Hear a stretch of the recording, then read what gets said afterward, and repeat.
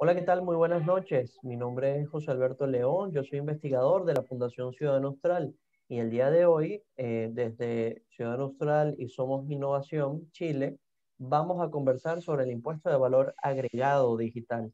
Para esta conversación hemos tenido el agrado pues, de invitar a una gran persona, un gran profesional también en lo que respecta a este tema en particular, que es Juan Pablo Molero. Juan Pablo Molero es politólogo de la Universidad del Zulia. Adicionalmente, es ex fellow del Acton Institute.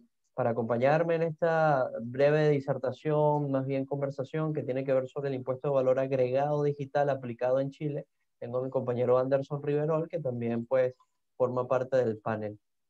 Bueno, chicos, les doy la bienvenida. Espero que esté todo muy bien. ¿Logran escucharme bien? Sí, Perfectamente. perfecto. Muy bien. Perfecto, vamos a entonces a conversar sobre esto que es el impuesto del valor agregado digital. Juan Pablo, ¿qué nos podrías dar como una breboca respecto a este tema? Bueno, José Alberto, en primer lugar, sabemos que la digitalización de la economía es un proceso que ha venido dándose y el cual, pues, evidentemente viene a ser ineludible. Pero Internet se ofrecía como un espacio a través del cual se podían gestionar intercambios económicos de manera libre. Digamos que se habría creado como una suerte de zona franca a través de Internet. La cuestión no está en discutir sobre la oportunidad o no de que tributen las transacciones económicas en Internet, sino sino la manera en cómo ha tenido lugar y además en lo que se ha pretendido por parte de los países que conforman la OCDE, digamos, de disminuir los espacios a través de los cuales las empresas pueden ahorrar los pagos que tienen que hacer por concepto de impuestos. Yo encuentro con toda franqueza inoportuno que los países latinoamericanos se suban a este tren de imitar a la OECD en este sentido, dado a que los indicadores de innovación y de patentación en la región son mucho menores que evidentemente que los países que conforman la OECD, en los que hay economías top, mm, ciertamente, tanto en volumen de producción como de exportaciones, como en producción tecnológica y como en renta per cápita. De manera tal que lo que debiera de producirse a nivel latinoamericano es una estrategia que evidentemente incluye lo fiscal también, para poder hacer de la región un lugar atractivo para el establecimiento de todo tipo de empresas, pero particularmente de las que tienen que ver con el rubro tecnológico y también las que contribuyen a la digitalización de la economía. Muy por el contrario, se opta por buscar fórmulas a través de las cuales las transacciones económicas tributen, y eso mm, puede ser positivo en términos de que el fisco tiene un nuevo caudal, pero hay literatura y hay evidencia que sugiere que esto termina encareciendo los costos para las pymes y otros agentes económicos de la digitalización de la economía, que finalmente es un proceso importante para que las economías también puedan exportar bienes y servicios.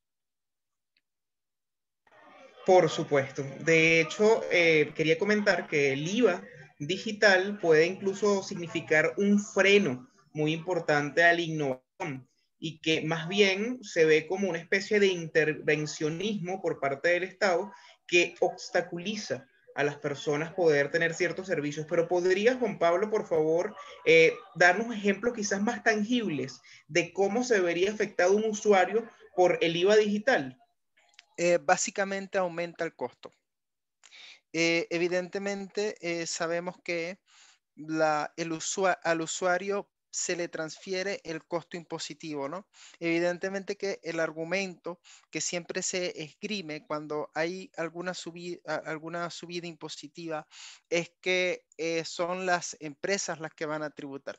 Pero lo cierto es que el costo se va a transferir al consumidor final, de manera de que servicios de publicidad en línea que son importantes para muchos emprendedores y otros servicios como los servicios de alojamiento, de publicaciones para las ventas y otro tipo de transacciones terminan encareciéndose porque ahora hay que tributar, además que no es un tributo menor, estamos hablando de una alícuota del 19%.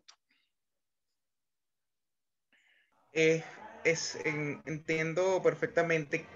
Como ejemplo, ¿a qué servicios, qué apps incluso se ven afectadas con esto? O sea, ¿qué servicios específicos las personas han encontrado una mayor costo para su utilización? Eh, Tributan todos, por ejemplo, em, Spotify, todas las plataformas de consumo de streaming, como por ejemplo Netflix, Amazon Prime, Facebook Ads, Instagram, Disney todo, Plus. Disney Plus, absolutamente todos ellos se ven encarecidos por este tributo. Eso es muy importante lo que dices, porque no solamente se está frenando la innovación, sino que esto implica un impacto en el esparcimiento de las personas y a la vez en su calidad de vida, porque se puede creer que es poco o no es significativo, pero al final sigue sumando hasta ser mucho más significativo este impuesto, ¿verdad? Pues mira, evidentemente que el consumidor ve encarecido el consumo de servicios. Eso está más que claro. Y sería redundar seguir insistiendo en ello. Pero es que también otros procesos que implican la digitalización de la economía se encarecen. Por ejemplo, un pequeño empresario, o no lo hablemos desde el punto de vista de un emprendimiento o de un negocio, sino más bien desde un individuo que quiere ofrecer un bien o un servicio o quiere realizar una venta, eh, puede ser nacional o puede ser al exterior, y quiere constituir de eso un proyecto de vida, un emprendimiento, algo con que ganar el sustento. Va a haber encarecidos los servicios de publicidad, va a haber encarecidas las plataformas a través de las cuales aloja el contenido para poder realizar la venta.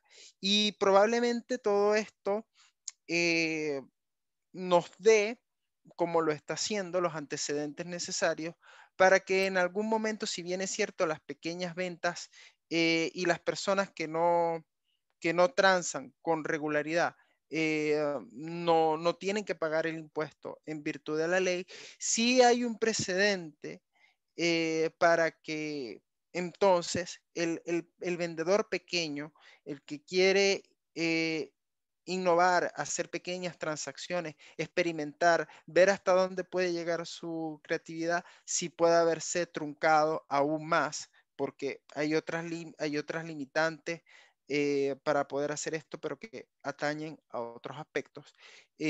Pero sí es cierto que este aspecto impositivo sí que influye y sí que lo va a ver y sí que va a haber encarecida el costo de estos productos, digamos, de las plataformas que necesita para visibilizarse. Pero en algún futuro también puede ser de que si esta tendencia sigue así, se quiera hacer tributar cada transacción. Y la verdad es que no me extrañaría, pero evidentemente de que si no se observan estas cosas, no se acentúan estos puntos que son importantes poner en la discusión, puede ser que madure, se concrete esta tendencia y pueda resultar entonces un panorama aún más complicado del que tenemos hoy en día.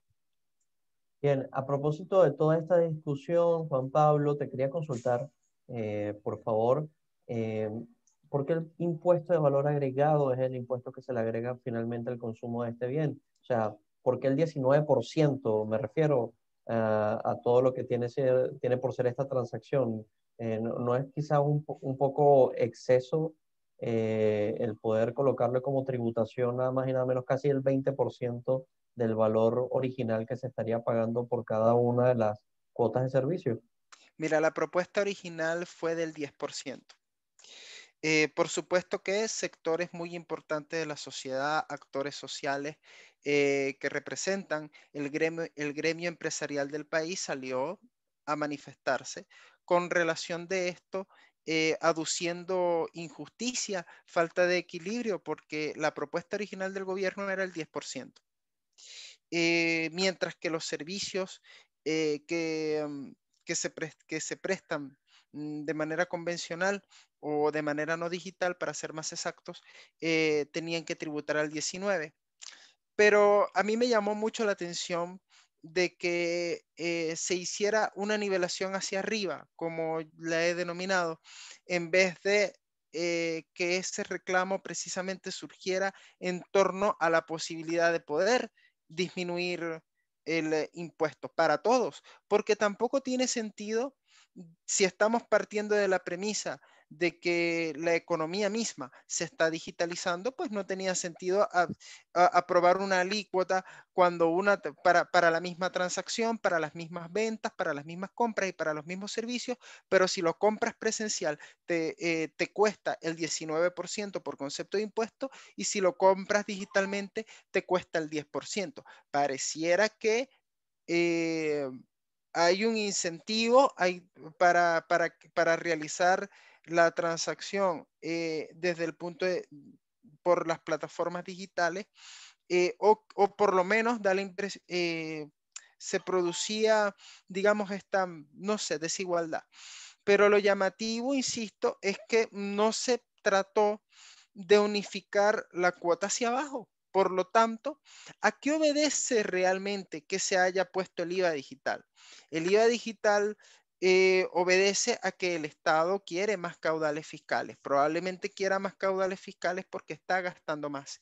Y es preocupante que el gobierno empiece a gastar más, porque esto a largo plazo daña equilibrios macroeconómicos y compromete no solamente a los ciudadanos de hoy, compromete a muchas generaciones al pago, al pago de las deudas que son producidas por el gasto estatal. Es decir, no podemos negar esa realidad. El gasto público ha estado en expansión. Hay un déficit, no hay equilibrio fiscal del todo, hay un déficit de las cuentas, y las tendencias que estamos observando es a que se incremente ese gasto, porque también porque también se está solicitando, por los motivos que sean, pero es lo que está pasando, una actuación más prominente del Estado en la vida social y en la vida económica, y eso cuesta dinero. De manera de que, al margen de que se haya argumentado de que esa medida se tomó como modernización de la legislación tributaria, realmente al final lo que se está buscando es un nuevo caudal, un nuevo foco de donde extraer recursos que producen los individuos, que producen los particulares, y allí es donde está, pues, digamos, eh, lo negativo de todo esto.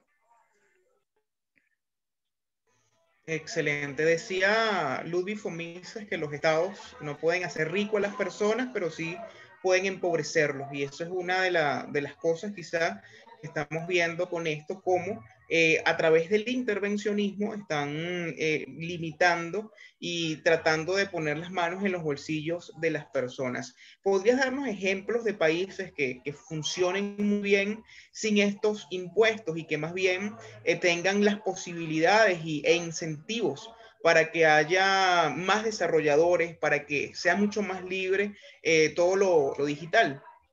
Mira, sería muy interesante que experiencias que están al margen de, por ejemplo, de la Unión Europea.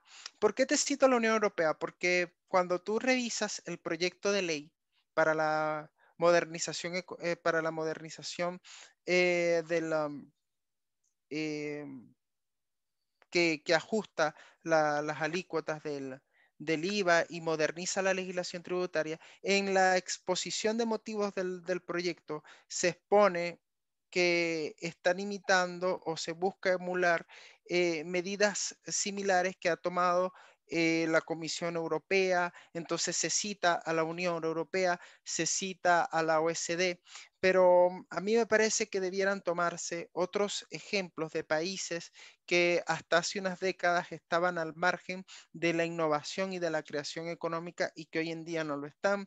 Eh, Basta ver, por ejemplo, cómo Singapur, Irlanda pueden ilustrar que sus países son atractivos para que empresas instalen allí, no solamente por términos elusivos o erosionadores del fisco, sedes formales para así diferir o evadir directamente impuestos, que también es una práctica que no podemos desconocer. Pero lo cierto es que hay países donde esas empresas sí han establecido sedes, sí han establecido laboratorios de innovación tecnológica, y eso ha sido no solamente a través de la legislación tributaria, ha sido a través de otros mecanismos, pero la cuestión aquí es, ¿por qué mirar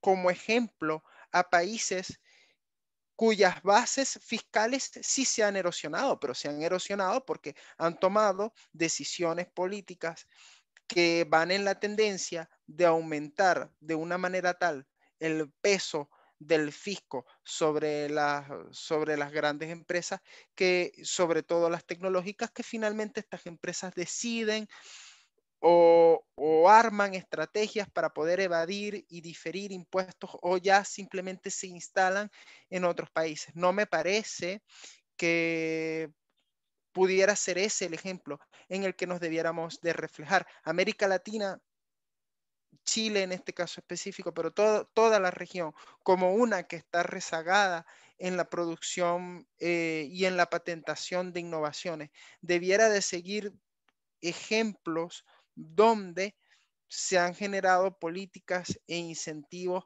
para que se instalen allí empresas, innovaciones e inversiones que son las que finalmente pueden revertir esta tendencia de poca patentación y de poca producción tecnológica.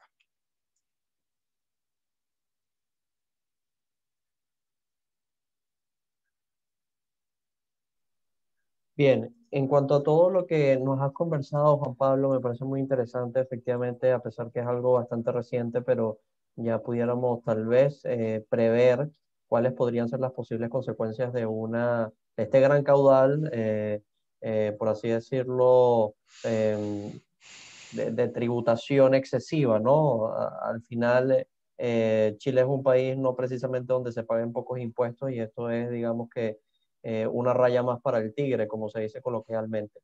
Pero te quisiera consultar al respecto, Juan Pablo, ¿qué solución podríamos encontrar para esto de manera, pues, que pudiéramos encontrar conformidad en ambas partes, ¿no? Porque efectivamente ya el Estado ha encontrado un caudal eh, para tributar, como tú efectivamente lo has dicho anteriormente, pero ahora desincentiva todo tipo de innovación, todo tipo de emprendimiento, incluso que se puede hacer desde las plataformas digitales. Y esto no solamente es para consumo streaming seguramente, sino eventualmente, si es que ya no está sucediendo así, también es para sistemas en general de movilización que se pueden pedir virtualmente, como es el caso de Uber o como es el mismo caso de la misma plataforma digital para pedir comida en delivery. Entonces es un encarecimiento total de todo tipo de cosas. Ya de por sí pagas impuesto de valor agregado cuando estás pagando estos bienes de consumo. ¿Cómo será otro impuesto de valor agregado además para el tema del consumir, pero el servicio? O sea, al final te están quitando el 20% literalmente de toda tu riqueza en general, o sea, de tu sueldo total, porque casi todo lo gastas en general de esta manera. Entonces, ¿qué soluciones podríamos encontrar? ¿La disminución del impuesto de valor digital o cómo lo podemos hacer? Mira, la verdad es que no, vuelvo a insistir en esto. Si la digitalización de la economía es un proceso que está definitivamente permeando en todas sus esferas.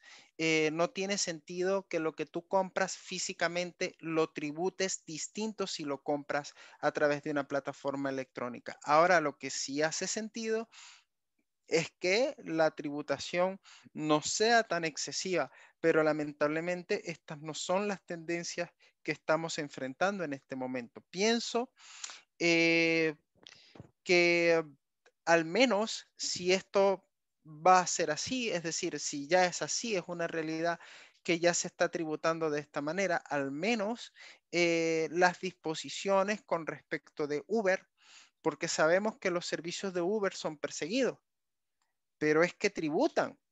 Entonces en este sentido, deja de perseguir, o sea, esta persecución que se tiene en contra de Uber, pues debería de limitarse y debería de equilibrarse los parámetros que se necesitan para legalizar a los taxistas y los que está solicitando el Estado para legalizar Uber.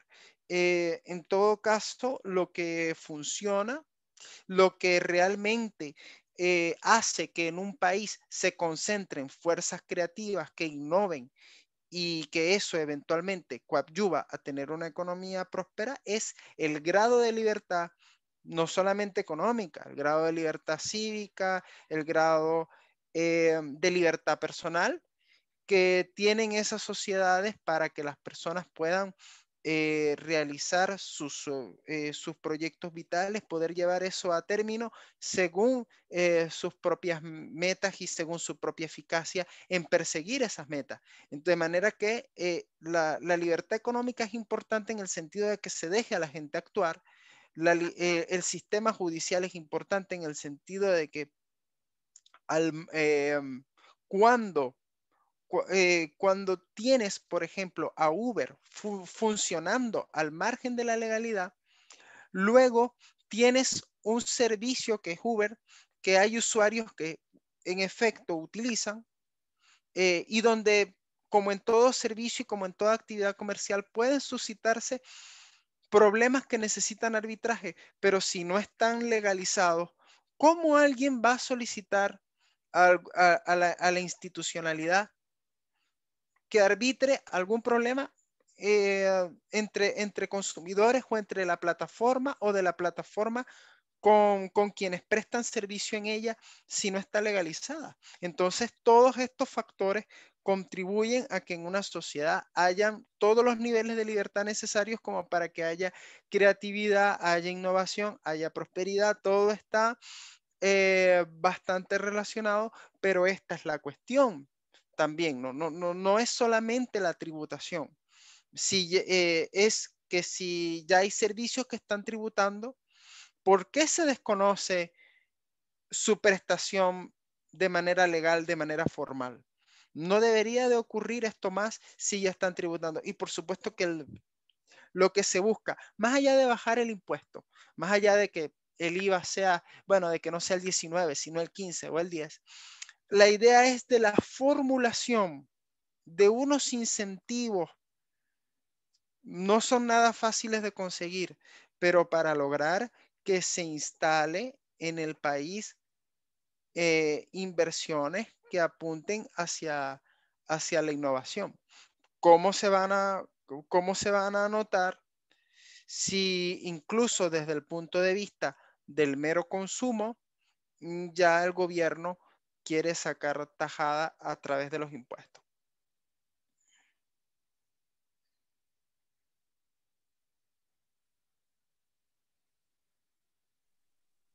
Bien, bueno, efectivamente se está haciendo bastante habitual esto de las medidas confiscatorias a nivel general.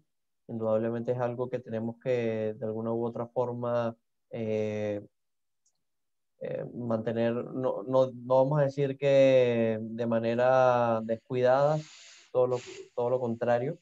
Hay que estar en constante alerta respecto de todo tipo de intención o propósito, designio finalmente por querer confiscar no solo nuestras libertades, sino en este momento también mucho en parte nuestro dinero. Entonces, respecto a esto, Juan Pablo, ¿qué, qué consejos, pero además de consejos, qué expectativas te puede dar este rol nuevo que se está asumiendo a través del Estado, que es totalmente confiscatorio, respecto de este tipo de situaciones, ¿no? Porque parece que cada cosa nueva que va apareciendo, en este caso las plataformas digitales, que en realidad lo que ha hecho ha sido satisfacer más que necesidades, hacernos la vida mucho más sencilla en todo tipo de sentido. O sea, ¿qué se puede esperar de un Estado que no, en cada oportunidad que ve posible y factible termina viendo una gran opción para poder recaudar de manera, pero absolutamente confiscatoria? O sea, no es como que, Mira, es la piedra angular de todo esto. Es precisamente lo que hay que cambiar. Es el giro que debe de hacerse. Es decir, ante cada innovación que aparece, ante cada cosa, ante cada novedad que podemos ver, no se trata de cómo sacarle partida o de cómo homologarlo a lo que ya existe, porque aquí lo que se ha tratado es, ok, tenemos un conjunto de bienes y servicios que presencialmente tributa y lo digital no tributa o tiene maneras de eludir esa tributación. Ese es todo el enfoque que se le ha dado a esto.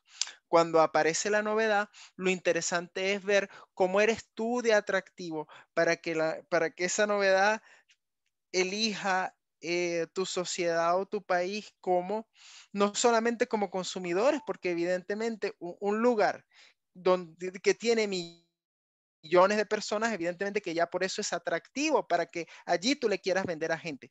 Pero, ¿qué podemos hacer para que la innovación se instale acá? Para que las empresas y sus laboratorios de innovación se instalen acá.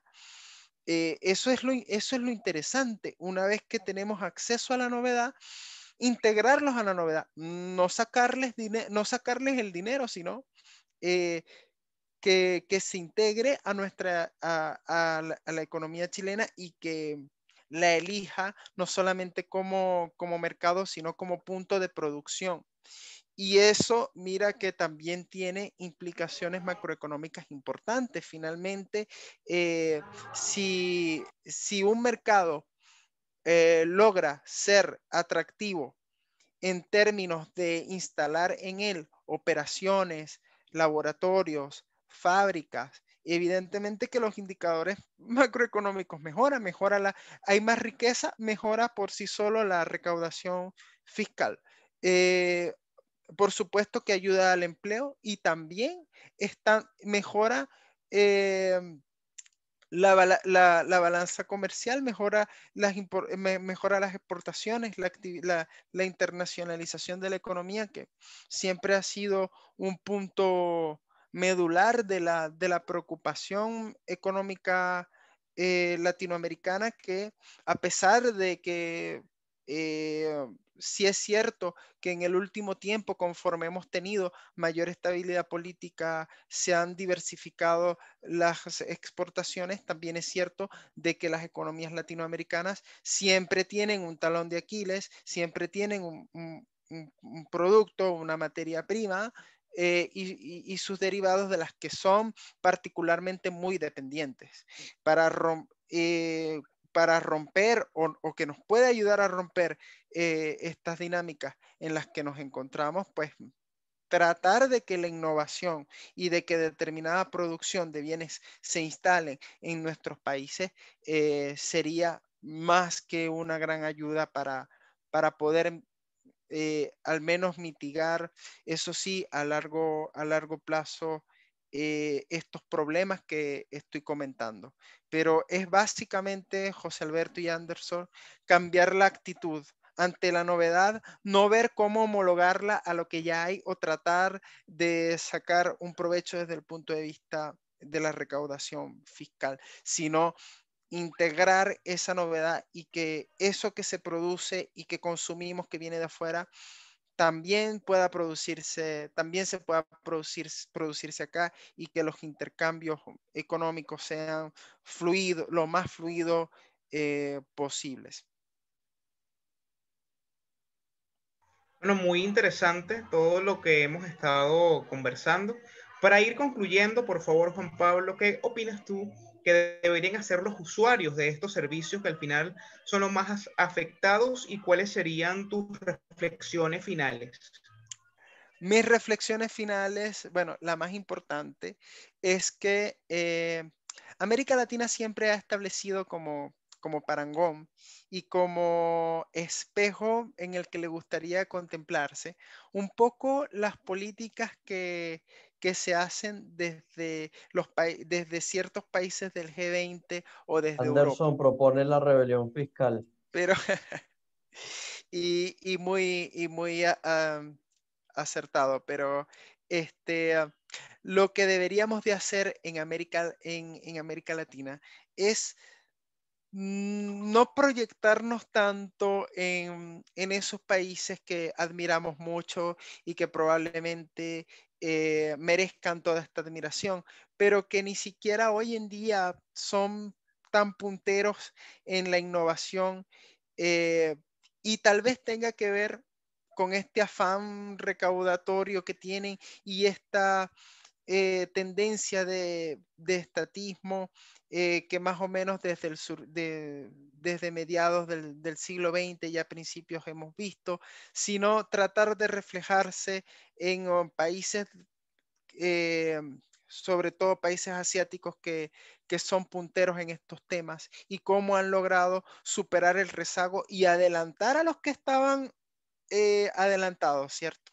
Ah, en materia de innovación. Yo creo que debemos fijarnos más allí, cambiar ese parangón y sobre todo pensar las cosas eh, desde las propias realidades latinoamericanas.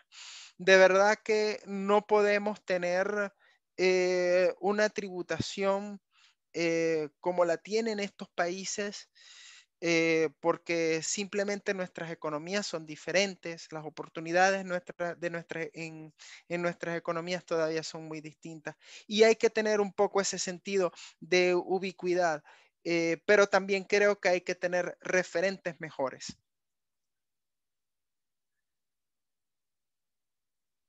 Bueno, yo me quedo con esa reflexión que acabas de hacer. Yo creo que hay que mirar un poco a países que son económicamente exitosos, socialmente estables, como es Singapur, y quizás menos a esas estructuras burocráticas que cada vez más restan libertades y que quieren poner sus manos en los bolsillos de las personas.